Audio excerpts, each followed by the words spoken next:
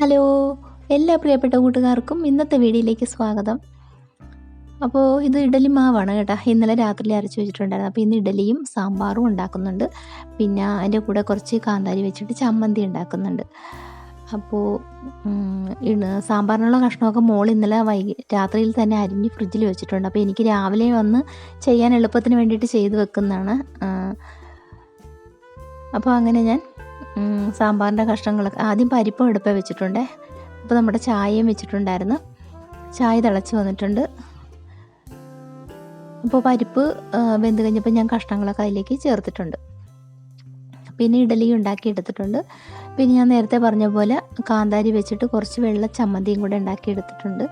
അപ്പോൾ ഇന്ന് മോനും അനുപമയും ഇന്ന് അവരുടെ വീട്ടിലേക്ക് പോവുകയാണ്. അപ്പോൾ ഇന്ന് രണ്ടാം വിരുന്നെന്ന് പറയാം. അപ്പോൾ ഇത്രയും ദിവസങ്ങളിൽ മോന് ലീവില്ലാഞ്ഞുകൊണ്ടൊന്നും പോകാൻ പറ്റിയിട്ടില്ലായിരുന്നു. അപ്പോൾ ഇന്നാണ് അങ്ങോട്ട് പോകുന്നത്. അപ്പോൾ സാമ്പാറിനുള്ള കഷ്ണങ്ങളെല്ലാം റെഡിയായി, എല്ലാം പൊടികളൊക്കെ ചേർത്ത് കഴിഞ്ഞ് വറയൊക്കെ താളിച്ച് അതിലേക്ക് ഒഴിക്കാൻ പോവുകയാണ്.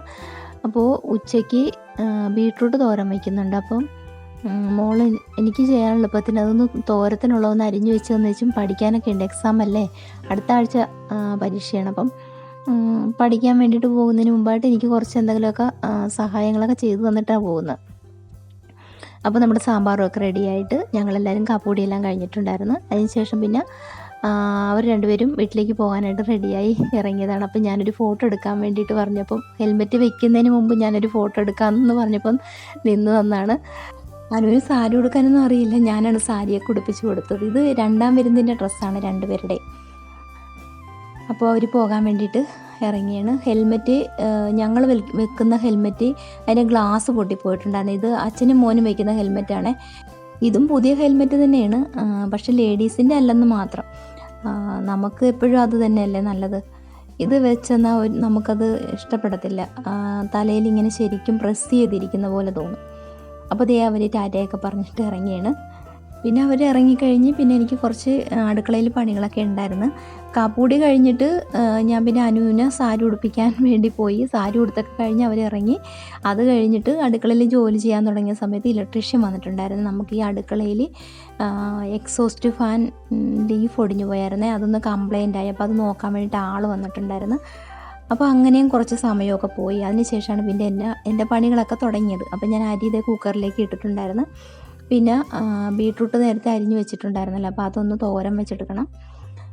അപ്പോൾ അത് ചെയ്യാൻ വേണ്ടിയിട്ട് ഞാൻ പോവുകയാണ്. അപ്പോൾ അതിന് തേങ്ങ എടുത്ത് കുറച്ച് തേങ്ങ ഒതുക്കിയെടുക്കണം. ജീരകം, ഉള്ളിയും, കറിവേപ്പില, 2 പച്ചമുളക് ഇതൊക്കെ വെച്ചിട്ടൊന്ന് ഒതുക്കിയെടുക്കും. അതായത് ഒന്ന് ചതച്ചെടുക്കണ പരുവം. അപ്പോൾ അതൊക്കെ ചതച്ചെടുത്തതിന് ശേഷം അപ്പോൾ ഞാൻ കുക്കറിൽ വെന്ത ചോറ് ഞാൻ കലത്തിലേക്ക് പകർത്തിയിട്ട് ഇനി അതൊന്ന് വെന്ത് കഴിയുമ്പോൾ അതൊന്ന് അടച്ചിടും. അപ്പം ചോറ് ഏകദേശം വെന്തിട്ടുണ്ട് ഞാൻ നോക്കിയപ്പം.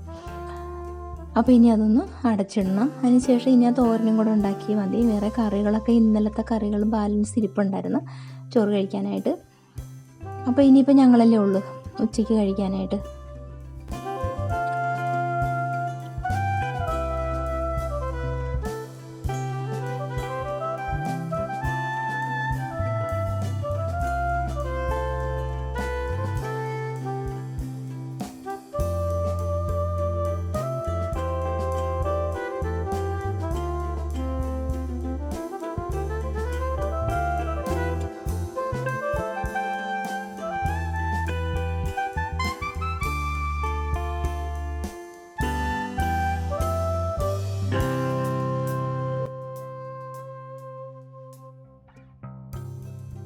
അപ്പോൾ മീൻ ഫ്രൈ ചെയ്തതുണ്ടായിരുന്നു, അപ്പോൾ അതാണ് ഞാൻ എടുത്ത് കാണിച്ചത്. അപ്പോൾ ഇവിടെ നമ്മുടെ ബീട്രൂട്ട് വെന്തിട്ടുണ്ട്. അപ്പോൾ ഇനി നമ്മൾ ചതച്ച് വെച്ചിരിക്കുന്ന അരപ്പും കൂടെ അതിലേക്ക് ഇട്ടിട്ട് നന്നായിട്ടൊന്ന് ഇളക്കി യോജിപ്പിച്ചെടുത്താൽ മതി.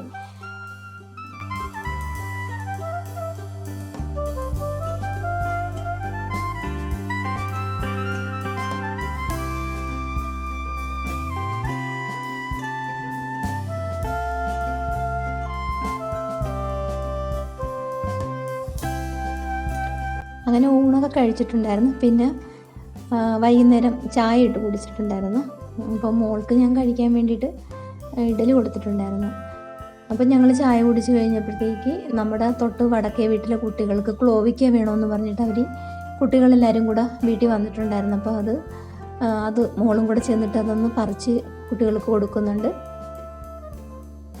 പിന്നെ വൈകുന്നേരത്തെ വിശേഷം എന്ന് പറഞ്ഞാൽ അതൊക്കെ കഴിഞ്ഞിട്ട് പിന്നെ ഞാൻ വൈകിട്ട് കുറച്ച് തോരനുണ്ടാക്കണമായിരുന്നു. അപ്പം നമ്മുടെ വാഴച്ചുണ്ട് വാങ്ങിച്ചത് കഴിഞ്ഞ ദിവസം വാങ്ങിച്ചില്ലേ, ചേർത്തലയിൽ പോയപ്പോൾ വാങ്ങിയെന്ന് ഞാൻ പറഞ്ഞില്ലേ. അപ്പോൾ അത് എടുത്തിട്ട് ചെറുപയറുമായിട്ട് തോരൻ വയ്ക്കാൻ വേണ്ടിയിട്ടാണ്. അപ്പോൾ ഞാൻ ചെറുപയർ വേവിച്ച് വെച്ചിട്ടുണ്ട്.